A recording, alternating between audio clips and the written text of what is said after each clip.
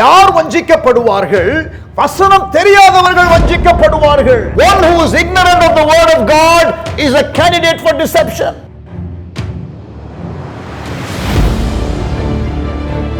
நீங்கள் பாவம் செய்யாமல் இருப்பதற்கு தேவனுடைய வசனம் உங்கள் உள்ளத்திலே இருக்க வேண்டும். You have to hide the word of God in your heart so that you can live a holy life.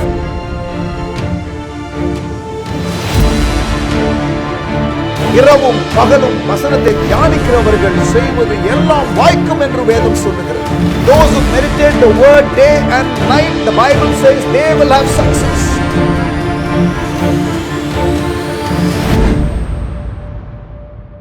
வாழ்வும் வசனமும் நிகழ்ச்சிக்கு ஆண்டவர் இயேசுவின் நாமத்தில் உங்களை அன்புடன் வரவேற்கின்றேன். கர்த்தர் உங்களை ஆசீர்வதிப்பாராக. பிரியமானவர்களே, வாழ்வும் வசனமும் என்ற இந்த நிகழ்ச்சியில் நீங்கள் வசன அடிப்படையிலே நாம் எப்படி வாழ வேண்டும் என்பதையும், வசன அடிப்படையிலே நாம் என்ன செய்ய வேண்டும் என்பதையும், what we should become and what we should do என்ற இந்த ரெண்டு காரியம் அதிகம் வலியுறுத்தப்படுகிறதை நீங்கள் கேட்பீர்கள். நாங்கள் மிஷனரி ஊழியத்திலே ஈடுபடுவதனாலே, because we are involved in missionary work, ரெண்டு காரியங்கள் அதிகமாக நான் இன்வால்வ் பண்ணுகிற ஒரு காரியம், எங்கள் ஊழியத்தில் நாங்கள் இன்வால்வ் பண்ணுகிற ஒரு காரியம் டீச்சிங் மினிஸ்ட்ரி. அதிகமாக ஊழியர்களுக்கு போதனை, விசுவாசிகளுக்கு போதனை, புதிதாக உருவாக்கப்படுகிற தலைவர்களுக்கு போதனை என்று சொல்லி பல டீச்சிங்ஸை ஆண்டவருடைய கிருபையினாலே செய்து வருகிறோம். எங்களுடைய யூடியூப் சேனலில் நீங்கள் போனால், ஹார்வெஸ்ட் சர்ச் இந்தியா என்ற யூடியூப் சேனலில் ஏராளமான டீச்சிங்ஸை நீங்கள் பார்க்க முடியும். ஆண்டவர் இப்படி பல டாபிக்ஸில் பேசுவதற்கு ஆண்டவர் கிருபை செய்திருக்கிறார். வசனத்தின் அடிப்படையில் ஒரு விசுவாசி எப்படி கேரக்டர் இருக்கணும், ஒரு நபர் எப்படி வாழணும், அவர்களுடைய உறவுகள் எப்படி இருக்கணும் என்ற அந்த ஒரு காரியத்தை வலியுறுத்துகிறதை நீங்கள் பார்ப்பீர்கள். அதோடு கூட அவர்கள் என்ன செய்ய வேண்டும், வாட் தே ஷுட் டூ, அவர்கள் செய்ய வேண்டிய காரியங்களை குறித்தும் வேதத்திலே சொல்லப்பட்டிருக்கிறது. ஒரு விசுவாசி என்ன செய்ய வேண்டும். Of the 5 purposes that God has for man, நோக்கத்தினால் வழிநடத்தப்படும் வாழ்க்கை என்ற ஒரு அருமையான புஸ்தகத்தில் மனிதன், உலகத்தில் படைக்கப்பட்ட எல்லா மனிதனும் அவன் வாழ வேண்டிய அந்த வாழ்க்கையில் ஆண்டவர் எதிர்பார்க்கிற 5 நோக்கங்கள், 5 purposes that God has for man, the 5 general purposes. ஒன்று ஆராதனை, worship, அவரை ஆராதிக்கிறதற்காக, அவரை தொழுது கொள்வதற்காக, வேறு யாருக்கும் கையெடுக்காமல் அவருக்கு மட்டும் கையெடுக்கணும். ஆமென். ஸோ worship, அதை குறித்து அதிகம் பேசலாம். அப்புறம் ஃபெல்லோஷிப், ஐக்கியம், தனியாக இருக்க அழைக்கவில்லை. ஆண்டவரோடு எப்படி நம்ம கனெக்டடாக இருக்கணுமோ அதே போல் அவருடைய பிள்ளைகள், சபை, குடும்பத்தில் நம்ம கனெக்டடாக இருக்கணும். ஃபெல்லோஷிப். அதற்கு பிறகு மூன்றாவது நோக்கம், குணத்தில் இயேசுவை போல மாறணும். we should become more and more like Christ in our character. நாலாவது, சபைக்குள்ளே இருக்கிற மற்ற விசுவாசிகளுக்கு நமக்கு கொடுக்கப்பட்ட கிருபையை வைத்து நாம் ஊழியம் செய்ய வேண்டும். ministry to other believers using the spiritual gifts and grace that God has given us. நமக்கு தேவன் கொடுத்திருக்கிற கிருபை வரங்களை வைத்து நாம் மற்றவர்களை கட்ட வேண்டும். ஐந்தாவதாக, வெளியிலே, சபைக்கு வெளியே இருக்கிற ரட்சிக்கப்படாத மக்கள், சுவிசேஷம் அறியாத மக்கள், இயேசுவினுடைய அந்த ரட்சிப்பை அறியாத மக்கள், நித்திய நம்பிக்கை பெற்றுக்கொள்ளாத மக்கள், அவர்கள் அந்த நம்பிக்கையை பெற்றுக்கொள்ள வேண்டும். They should have the assurance of eternal life. They should have the salvation experience, the born again experience. அவர்கள் ரட்சிக்கப்பட வேண்டும், அவர்களுக்கு இயேசுவை குறித்து சொல்ல வேண்டும். இவாஞ்சலிசம். மற்றொன்று மிஷன்ஸ். மாற்று கலாச்சாரத்தில் செய்யப்படுகிற ஊழியங்கள் மிஷனரி ஊழியங்கள் என்று வைத்துக்கொள்ளலாம். நம்முடைய வட்டாரத்தில் செய்கிறதான சுவிசேஷ ஊழியத்தை இவாஞ்சலிசம் என்று நாம் சொல்லுகிறோம். ஆமென், ஹல்லேலூயா. இப்போ இன்றைக்கு நான் உங்களோடு கூட சொல்லப்போகிற அல்லது போதிக்க போகிற பேசப்போகிற டாபிக் என்னவென்றால், மிஷனரி ஊழியம் என்பது இதில் எங்களுடைய திருச்சபையை பொறுத்த வரைக்கும் it is very very very very important. ஆண்டுடைய கிருபையினால் 99ஆம் ஆண்டு 98ஆம் ஆண்டு திருச்சபையை ஆரம்பித்தோம். ஆனால் 6 மாதத்திற்குள்ள வித்தின் 6 months 99 ஜனவரி நாங்கள் முதல் மிஷனரி கப்பலை பீகாரில் கொண்டு போய் நாங்கள் அமர்த்தினோம். ஆண்டோடைய பெரிதான கிருபையினால் கடந்த 23 ஆண்டுகளுக்கு மேலாக நாங்கள் அங்கே பணியாற்றுகிறோம். கர்த்தருடைய வழிநடத்துதலை நாங்கள் பார்க்கிறோம், ஆண்டவருடைய ஆசீர்வாதத்தை பார்க்கிறோம். சபையில்லாத பல கிராமங்களிலே சபைகளை ஆரம்பிக்கிற மிஷனரி ஊழியங்கள் நடந்து கொண்டிருக்கிறது. சர்ச் பிளான்டிங் கோர்ஸ் நடக்கிறது. அங்கே சபைகள் ஆரம்பிக்கப்பட்டு, சபையில்லாத கிராமங்களிலே சபைகள் ஆரம்பிக்கப்பட்டு, சபைகள் கட்டப்பட்டு, ஊழியர்கள் உருவாக்கப்பட்டு, பல நன்மையான காரியங்கள் நடந்து கொண்டிருக்கிறது. ஆண்டவருக்கே மகிமை உண்டாகட்டும். இப்பொழுது ஒடிஷா மாநிலத்திலும், பீகாரில் எப்படி செய்கிறோமோ அதே போல் ஒடிஷா மாநிலத்திலும் தீவிரமாக மிஷனரி ஊழியங்கள் நடந்து கொண்டிருக்கிறது. பெரிய ஒரு விஷன் 2030க்குள்ள இந்த 2 மாநிலத்திலும் கிட்டத்தட்ட 3500 கிராமங்கள், 3500 வில்லேஜஸ், அதில் சர்ச் பிளான்டிங் பண்ண வேண்டும் என்று நாங்கள் பிரயாசப்பட்டு கொண்டிருக்கிறோம். இன்னும் வெஸ்ட் பெங்கால், யூபி, இன்னும் வேறு எந்தெந்த மாநிலங்களிலே ஆண்டு நடத்துகிறாரோ we are going to be involved. But I want to answer the very basic question, why missions? ஏன் மிஷனரி ஊழியம்? Why missions?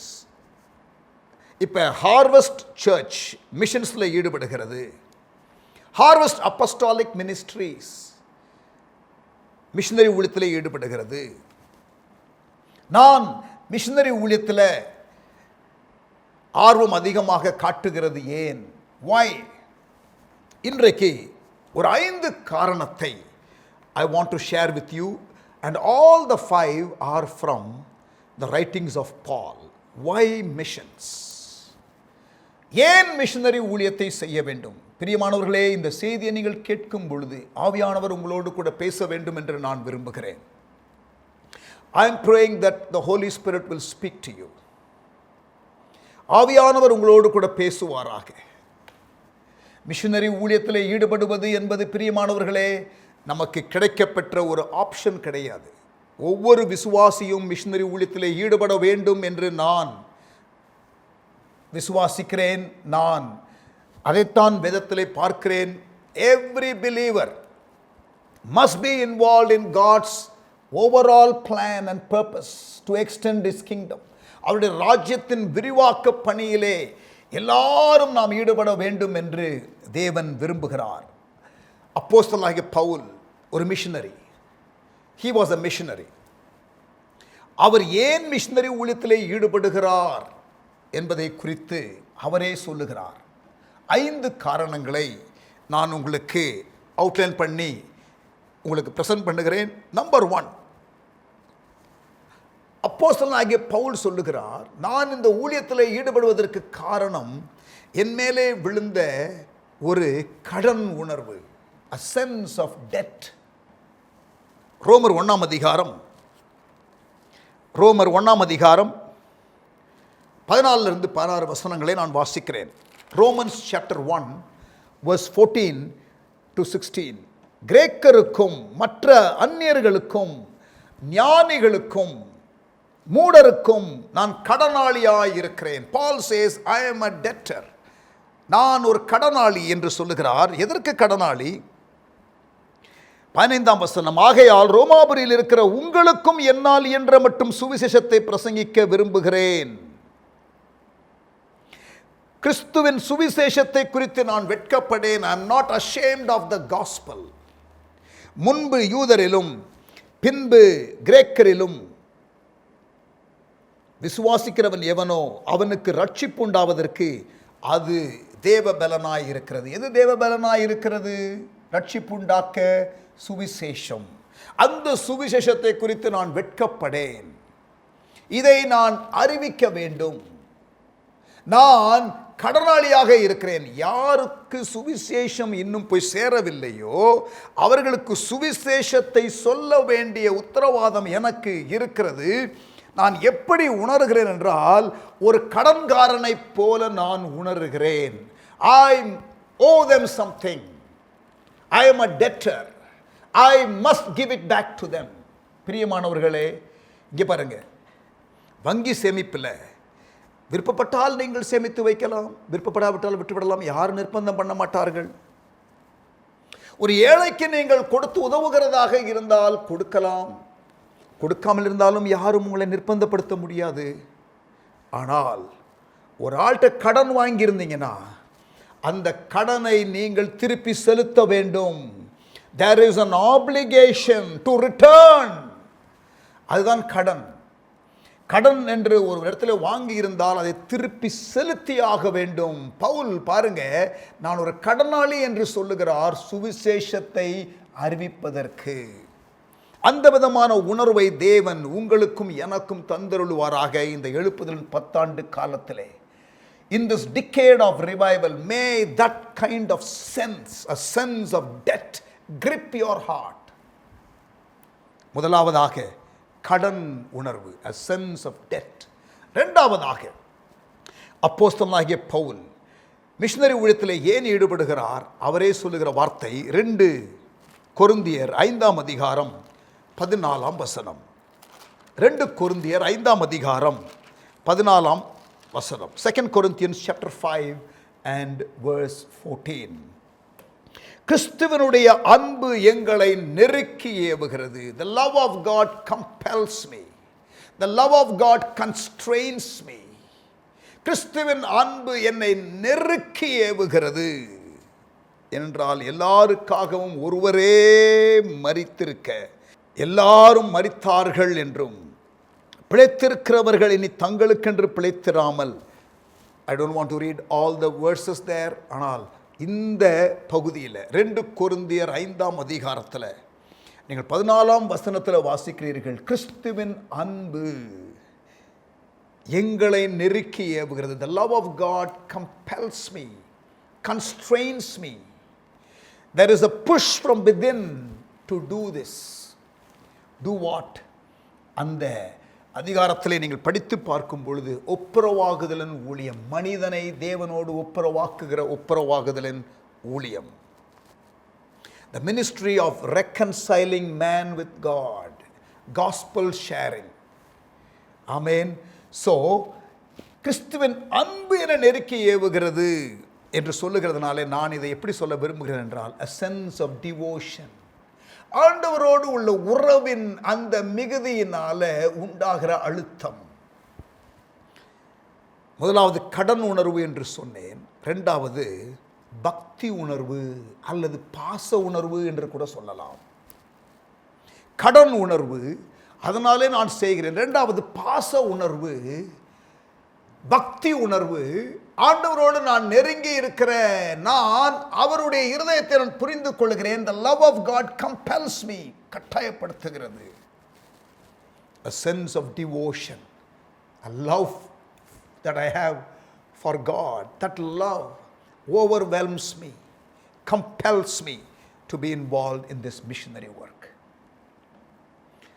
A sense of debt, a sense of devotion. கடன் உணர்வு, இரண்டாவது பாச உணர்வு அல்லது பக்தி உணர்வு. மூன்றாவதாக அப்போஸ்தலனாகிய பவுல் சொல்லுகிற காரணத்தை பார்க்கலாமா? A sense of duty, கடமை உணர்வு. 1 கொரிந்தியர் 9ஆம் அதிகாரம் 16ஆம் வசனம். 1 Corinthians chapter 9 and verse 16. சுவிசேஷத்தை நான் பிரசங்கித்து வந்தும் மேன்மை பாராட்ட எனக்கு இடமில்லை. நான் எத்தனை இடத்துல சுவிசேஷத்தை சொன்னாலும், எவ்வளவுதான் நான் உழைத்தாலும் பெருமை பாராட்டுறதற்கு ஒண்ணுமே கிடையாது. Nothing to boast about, nothing to brag about. சுவிசேஷத்தை நான் பிரசங்கித்து வந்தும் மேன்மை பாராட்ட எனக்கு இடமில்லை. Why? அது என் மேல் விழுந்த கடமையாய் இருக்கிறது. சுவிசேஷத்தை நான் பிரசங்கியாமல் இருந்தால் எனக்கு ஐயோ. Woe unto me if I don't preach the gospel. It is my duty.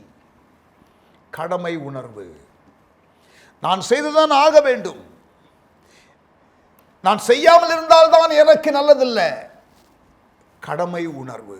A sense of duty. Are you listening to what Apostle Paul is saying?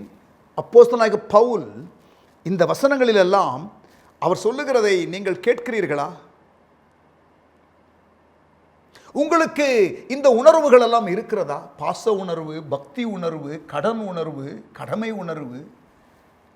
யாரோ செய்கிறாங்க மிஷனரி ஊழியம், யாரோ செய்கிறாங்க சுவிசேஷ ஊழியம், நமக்கெல்லாம் அது சரியாக வராது. நம்ம ஞாயிற்றுக்கிழமை சர்ச்சுக்கு போனோமா வந்தோமா? பிரியமானவர்களே, ஆண்டவருடைய நோக்கத்திலே ஒரு நோக்கம், நீங்கள் அவருடைய ஊழியத்திலே திட்டத்திலே ஈடுபட வேண்டும். இங்கே மிஷனரி ஊழியம், இங்கே சுவிசேஷ ஊழியம், ஆண்டவரை அறியாதவர்களுக்கு ரட்சிப்பின் செய்தியை சொல்லுகிற ஊழியம், அதை குறித்து நான் பேசிக் கொண்டிருக்கிறேன். May the Lord speak to you. Do something about it. Be involved in God's work. தேவனுடைய ஊழியத்தில் ஈடுபட வேண்டும். நீங்கள், நான் வசனத்தில் சொல்றேன், align yourself to the word. இந்த program வாழ்வும் வசனமும். Your life must be aligned to the word of God. A sense of duty. கடமை உணர்வு. நாலாவதாக sense of direction. முதலாவது என்ன சொன்னோம்? sense of debt. இரண்டாவது sense of devotion. மூணாவது sense of duty. நாலாவது sense of direction. பவுலை குறித்து நீங்கள் வாசிக்கும் பொழுது தெளிவாக அவருக்கு தரிசனம் இருக்கிறது. He is very very clear about the vision that God had given him. ஆண்டவர் அவருக்கு கொடுத்த தரிசனத்தை குறித்து மிக தெளிவாக இருக்கிறார். அகிரிப்பா என்ற ஒரு ராஜாவுக்கு முன்பதாக விசாரணைக்காக நிறுத்தப்படும் பொழுது, when he is placed before King Agrippa, when he was on a trial, you know what Paul says? அப்போஸ்தலனாகிய பவுல் என்ன சொல்கிறார் தெரியுமா? அந்த பரம தரிசனத்திற்கு நான் கீழ்ப்படியாதவனாய் இருக்கவில்லை. I am not disobedient to the heavenly vision. I have been given a mandate. I have been given a directive from the Creator himself. படைத்த தேவன் எனக்கு ஒரு உத்தரவை கொடுத்திருக்கிறார், ஒரு mandate கொடுத்திருக்கிறார். அதை நான் நிறைவேற்றுவேன். அந்த பரம தரிசனத்திற்கு நான் கீழ்ப்படியாதவனாய் இருக்கவில்லை. Sense of direction. பிரியமானவர்களே, தமிழ்நாட்டு திருச்சபைக்கு ஆண்டவர் ரொம்ப தெளிவாக இந்த 10 ஆண்டை குறித்து பேசிக்கொண்டிருக்கிறார். ஆண்டவருடைய உள்ளத்திலே நூற்றுக்கணக்கான ஆண்டுகளாக இருந்த தரிசனம், எல்லா கிராமத்திலும் திருச்சபை, எல்லா மொழிகளிலும் திருச்சபை ஊழியங்கள் என்ற ஆண்டவருடைய விஷன் ஃபார் த நேஷன். அப்போஸ்தலனாகிய தோமாவை அனுப்பும் பொழுது எந்த நோக்கத்தோடு கூட தேவன் அனுப்பினாரோ, 2000 ஆண்டுகள் ஆகிவிட்டது. ஆண்டவருடைய மனதிலே 2000 ஆண்டுகளாக இருந்த காரியத்தை எப்பொழுது நாம் நிறைவேற்றி முடிக்கப் போகிறோம்? When are we going to complete what is in the heart of God?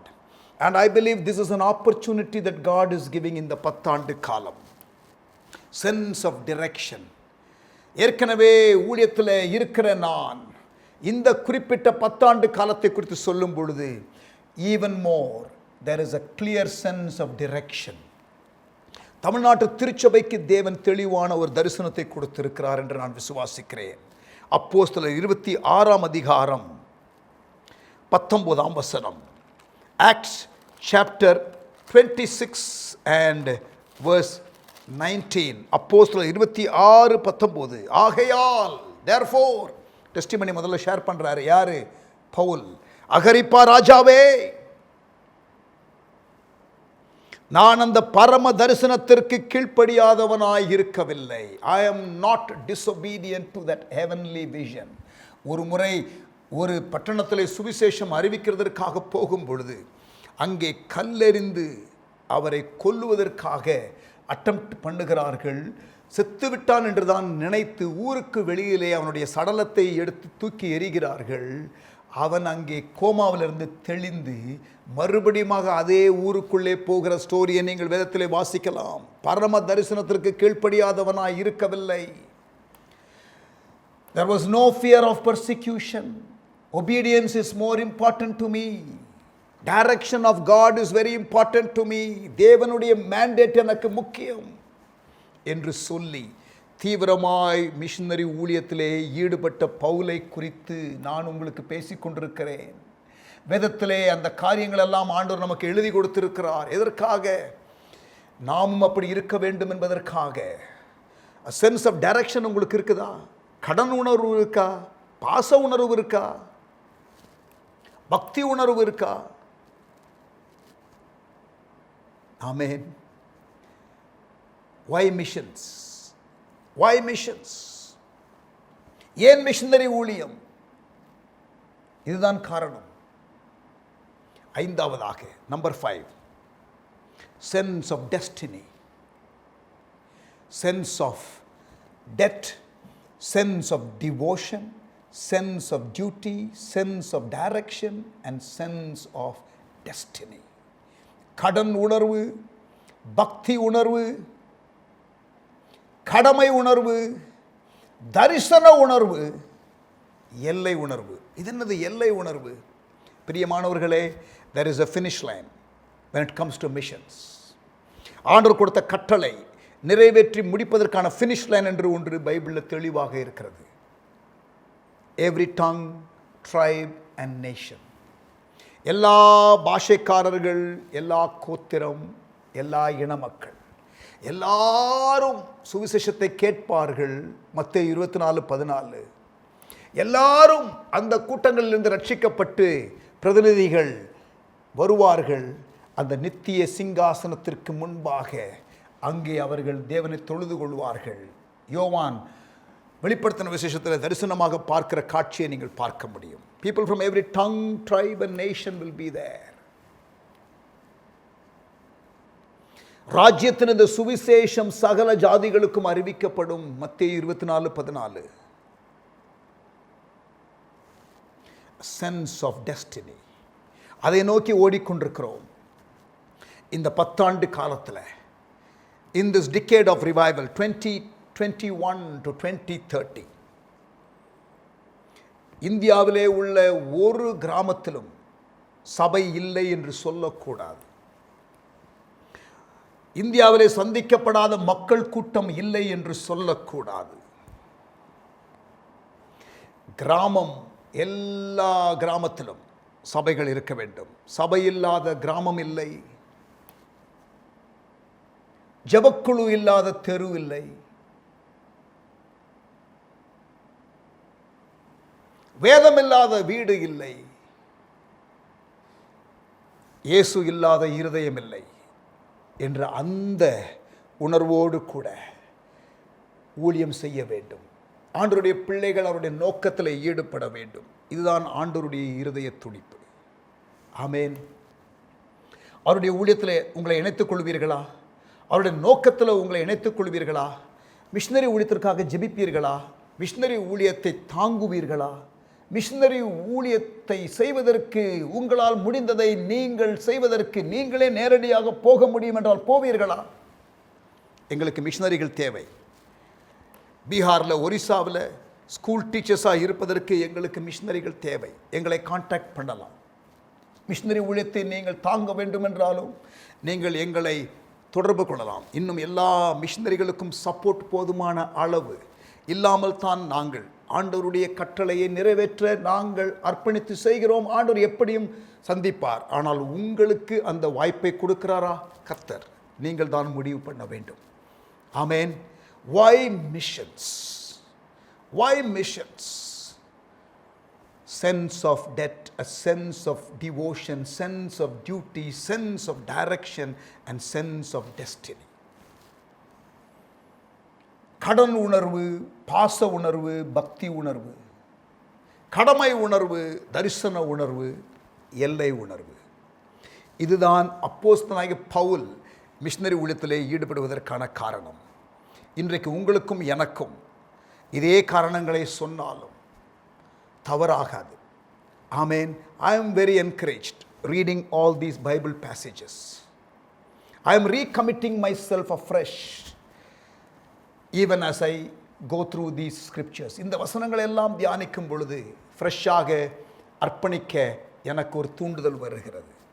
ஆண்டவருடைய கிருபையினால் கிட்டத்தட்ட ஒரு 150க்கும் மேற்பட்ட மிஷனரிகள், ஊழியர்கள் பணியாற்றுகிறார்கள் பணிக்களத்தில். இந்த வருஷம் இறுதிக்குள்ள இன்னும் ஏராளமான மிஷனரிகளை இணைக்க வேண்டும் என்று நாங்கள் ஜெபித்து கொண்டிருக்கிறோம். ஆவியானவர் எங்களுக்கு உதவி செய்ய வேண்டும். எங்கள் ஊழியத்திற்காக ஜெபிக்க வேண்டுமா, மிஷனரி ஊழியத்திற்காக ஜெபிக்க வேண்டுமா, எங்கள் கான்டாக்டை கேளுங்க. We will send you prayer guides. We want you to pray for our missionary work. ஆண்டவர் உங்களையும் இந்த மிஷனரி ஊழியத்திலே இணைத்து உங்களையும் பயன்படுத்துவாராக. ஆமேன். ஜெபிக்கலாமா? நல்ல தகப்பனே, எங்களோடு கூட நீர் பேசின வார்த்தைகளுக்காக ஸ்தோத்திரம். Thank you Lord for the beautiful scriptures. வசனங்கள், அருமையான வசனங்கள். பவுல் ஏன் மிஷனரி ஊழியத்திலே ஈடுபட்டார் என்பதை நாங்கள் தியானித்தோம்.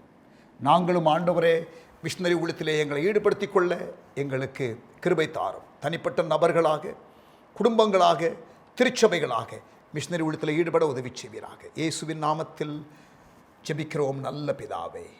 ஆமென். ஹல்லேலூயா. Praise God. வாழ்வும் வசனமும் நிகழ்ச்சியிலே உங்களை சந்தித்ததிலே மறுபடியும் மகிழ்ச்சி அடைகிறேன். நாளை தினத்திலே மறுபடியும் உங்களை சந்திக்கிறேன். God bless you.